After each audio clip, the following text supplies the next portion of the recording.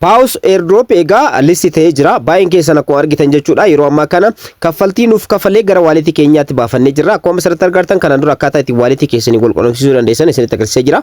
Inni asirratti Paus 5973 naaf kafalee ture. So gara waalitii kan koo asirratti connect godhee kana naaf galee claim godhee baafadhee jira.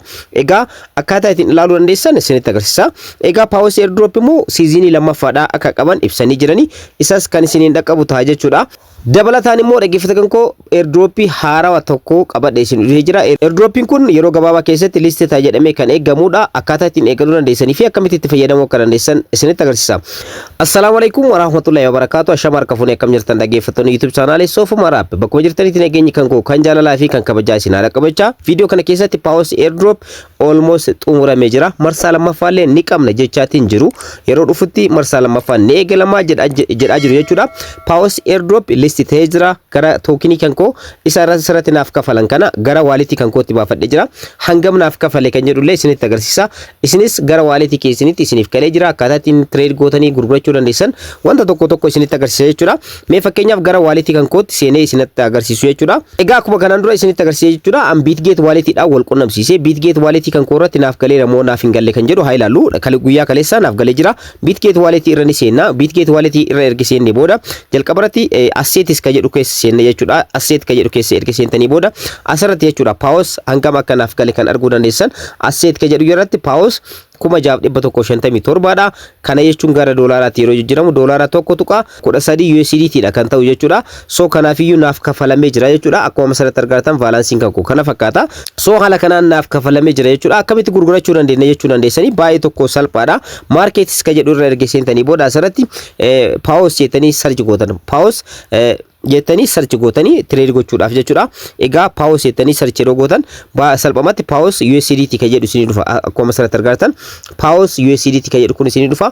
Egaa asirratti jechuudha gurgurachuu kan dandeessan chaartiin kana fakkaata. Asirratti trade gochuu dandeessan wantoota tokko gochuu dandeessanii trade ka jettu kanarratti kilik gochuudhaan asirratti trade gochuu dandeessanii asirratti bituu dandeessan gurguruus dandeessan jechuudha. Akkuma asirratti argartan buy fi sell ka jedhu ni jira jechuudha. Yeroo ammaa kana Paus takkatiin kan ittiin gurguramaa jiru duwwaa tuqaa duwwaa tokko 883 dha jechuudha. Yeroo ammaa kana doolaara hanganaan Paus tookiniin takkatiin kan gurguramaa jiru. Kanaafiyyuu asirratti dhaggeeffata kan koo buy kan jedhu kun bituudhaa fi sell ka jedhu immoo gurgurachuudhaaf jechuudha. Paus qabdan gurgurachuudhaaf egaa kana akkaataa ittiin gurgurachuu dandeessan kanaan dura baay'inaan isinitti agarsiisee ture waan ta'eef rakkoo tokko hin qabu jedhee yaada. Sababni isaas kanaan dura isinitti agarsiisee jira. Sell ka jedhu kana irratti yeroo filattan gurgurachuu yeroo barbaadan jechuudha. Sell ka jedhu kana ni filattanii ergasii immoo availabiliin keessan Paus tokenii isin qabdan asirratti argama. Akkuma asirratti argartan 6157 dha. Kan hundayyuu gurgurachuu barbaadan isin maal gootan jechuudha. Isa kana qabdanii asirra gootanii maaksi gootan jechuudha. Walii galatti USDT tokko tuqaa tokko 3 dha jechuudha. Isa kana sell Paus ka jedhu kana kilik gochuudhaan salphumatti gurgurachuu ni dandeessanii. Asirratti persentii garuu filattanii akka barbaadanitti filachuu dandeessan jechuudha. Praayisiin isaallee hangam irra yoo ga'e gurgurachuu barbaadan kan jedhu asirratti guutuu dandeessan. Yeroo praayisiin isaa yookaan immoo gatiin isaa dabaletti gurgurachuu yeroo barbaadan asirratti praayisii ni barreessitanii fi gatii hammanaa irra yeroo ga'e gurgurachuu barbaadatanii asirratti adjustanii gootanii ergasii immoo salphumatti gurgurachuu dandeessan. Ergasii immoo sell Paus ka jedhu kanarra kilik gochuudhaan order qabsiisuudhaan gurgurachuu dandeessan jechuudha. Bituunis kanumaan wal fakkaata. So buy ka jedhu kanarratti erga filattanii booda ergasii immoo quantity Paus hangam akka bituu barbaadan asirratti ni barreessitanii ergasii immoo USDT dhaan hangam akka faloo kan dandeessanillee asirratti ni barreessitanii ergasii immoo buy Paus ka jedhu kanarra kilik gochuudhaan order qabsiisuudhaan nama barbaadan irraa bitachuu ni dandeessan jechuudha. Haala kanaan Paus airdrop keessan gurgurachuu ni dandeettan jechuudha. Waalitii keessan kan barbaadan irratti an kan isinitti agarsiise Bitget waalitii irratti isin Bybit illee Binance illee tokkuma waan ta'eef bifa kanaan gurgurachuus bitachuus dandeessanii. P2P irratti immoo akkamitti gurgurachuu dandeessan kan jedhu yeroo biraa viidiyoo isiniif hojjechuu ni danda'a. P2P irratti illee salphumatti Paus airdrop keessan gurgurachuu dandeessan. Egaa inni lammaffaa immoo isiniin dhaqqabu dhaggeeffate kan koo Paus airdrop marsaa lammaffaadha yookaan immoo kutaa lammaffaadha ni qabna jedhanii jira. BNB season is coming jedha. Egaa toora websaayitii isaanii irra yeroo seentan BNB season is coming isin jedha kana jechuun yeroo itti aanutti seasonii lammaffaadha yeroo dhiyoo keessatti ni dhufa kan jechaa jiran jechuudha so marsaa lammaffaa so jechuudhaan doolaara xiqqoolee taatu walis sasaabachuu ni dandeessan lammaffaa immoo projektii airdrop tokko walis barsiisa projektii kan argachuudhaaf salphamatti egaa dhageeffata kan koo channel kan koo Telegram irraa ni argatanii channel kan koo Telegram argachuudhaaf immoo @sofumar appetanii search godhatan salphamatti isiniif dhufa jechuudha sofumar media kan jedhu jechuudha egaa akkuma asirratti argattan sofumar media kan jedhu kun isiniif dhufa jechuudha channel kan koo Telegram kanarra isiniif kaa'ee jira linkii projektii kana jechuudha projektiin kun treasury jedhama egaa treasury kana akkaataa ittiin hojjechuu dandeessan amma isinitti agarsiisa jechuudha salphamatti eegaluudhaaf linkii kanarratti kilik gootan linkii kana egaa channel kan koo Telegram irra isiniif kaa'ee jira channel kan koo Telegram argachuudhaaf immoo salphamatti description jala isiniif kaa'ee jira linkii sanarratti kilik gootan garanatti isin fudhata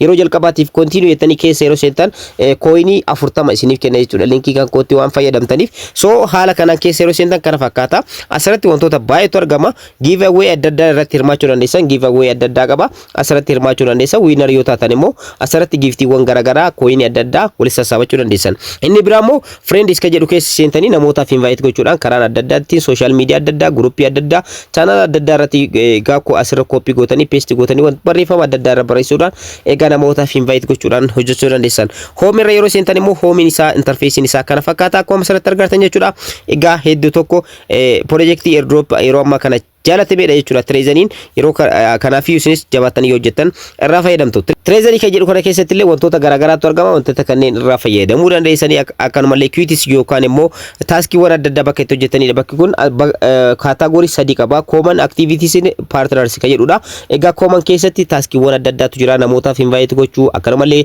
channel adda addaa join gochuu websaayitoota adda addaa irra seentanii akka hojjetan isin taasisa jechuudha egaa isaan kanneen raawwachuudhaan coinii walis sassaabachuu dandeessanii coinii walis isiniif kennanillee asirratti tarreessanii jiran activities kan jedhu keessa yeroo seentan immoo activity kana irratti immoo asirratti start gochuudhaan wantoota adda addaatu jira wantoota kanneen hojjechuudhaan egaa salphamatti activity wan adda addaa baay'isuudhaan egaa airdrop wan adda addaa keessa seenuudhaan egaa wantoota kanneen yeroo hojjetan coinii isiniif kennu qaba jechuudha inni biraa immoo partners kan jedhu keessa yeroo seentan partners kan jedhu kana keessatti immoo koodiiwwan adda addaa akkanumallee activityuwwan adda addaatu jira egaa isaan kanneen illee asirratti fayyadamuudhaan irraa fayyadamuu dandeessan egaa kana qofaa miti dhageeffata kan koo koodiiwwan adda addaa guyyaa guyyaadhaan galakkisanii koodiiwwan sanillee channel kan koo kan Telegram irratti isiniif galakkisa jechuudha egaa steepiin amma isinitti agarsiise kanaan taaskiiwwan asirratti argaman namootaaf invite gochuudhaaf akkanumallee koodiiwwan guyyaa guyyaadhaan galakkifamantu jira koodiiwwan sanniin irratti hojjechuudhaan salphamatti asirratti dhageeffata kan koo coinii walis sassabachuudhaan irraa fayyadamuu dandeessanii egaa projektiin airdrop inni kun